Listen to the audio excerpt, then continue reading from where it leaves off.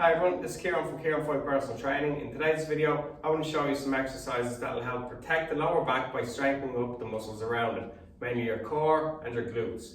The first exercise I'm going to show you is a simple glute bridge. So I want you to lie on the floor. Okay. So you're going to lie on your back, knees bent, feet flat on the floor. Arms down by the side. And I want you to focus on the soles of your feet. I want to make sure that your big toes are in contact with the floor. Okay? And from there, you're going to take a deep breath in. You're going to push the feet into the floor. Slowly raise the hips up, squeezing the glutes. Now make sure your big toes stay in contact with the floor. I don't want you rolling out onto the sides or coming up onto your heels.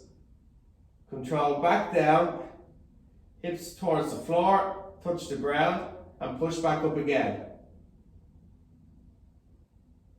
Pause at the top and control down. So what we're doing is we're focusing on the glute and we're focusing on the hip extension movement. So extending that hip up towards the ceiling, squeezing those glutes, control all the way back down. This time I want you to focus on the positioning of the spine. So as you're extending those hips, as you're lifting the hips off the floor, I want you to kind of pick the back up, vertebrae by vertebrae. And same on the way back down. So you slowly lower back down to the ground, each piece of the spine at a time. So visualize your spine like the chain of a bike, and you're just picking up link by link. Coming right up onto those shoulders, so it's a much more deliberate movement, and control back down. And again, one more. Make sure those big toes are in contact with the floor, squeeze the back side, and control back down. Very simple exercise, but really important as it's focusing on the glutes. Your glutes are really big and really strong muscles, and they're responsible for you standing upright. So when they're tight and when they're weak, our body naturally wants to lean forward, and when these aren't working, our lower back, our erector spinae have to pick up the bulk of the work that the glute should be doing in order to pull us back into that upright position. So it exposes our lower back to injury. So by strengthening up the glutes, we can help alleviate that pressure across the lower back. There's a more advanced version of that, and it's just a single leg version. So you're just going to take your right ankle, you're going to pop it on top of your left knee, arms down by the side. You're just applying the same technique, only it's single leg. So control up, make sure that big toe on the left foot is in contact with the floor, and control back down.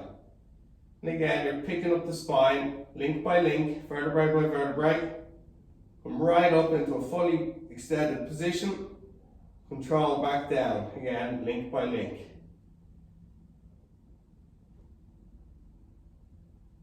So push up, pause, and control down. So that's a nice single leg variation if the other one is a little bit too easy for you.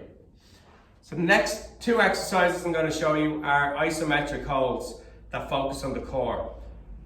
So the first one's a plank. I'm sure you've all heard of a plank and you've all done a plank. Your positioning is very, very important. So when you're in the plank position, it's important that your hips are pulled under. So I don't want that arch coming into the lower back. You got to pull the tailbone under. So a good way to teach you about your hip position is to actually lie on your back. Knees bent, so it's like the shoulder bridge position. Hands underneath the lower back.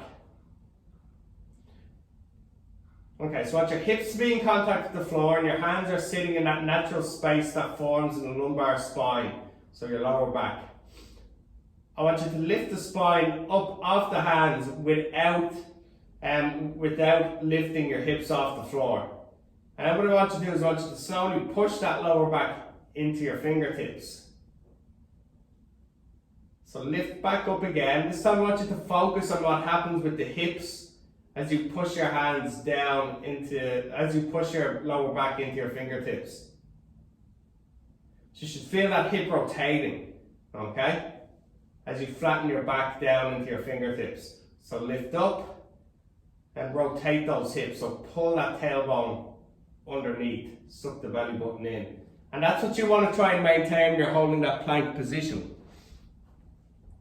So let's turn onto your front again. Let's get into the plank position. So forearms are on the ground. Your elbows sit directly underneath your shoulders. Extend your legs back nice and straight. Get that hip position, okay? So pull that hip under. Lift the other leg up. So it should just be forearms and toes on the ground. Your eyes should be looking at the space in between your hands.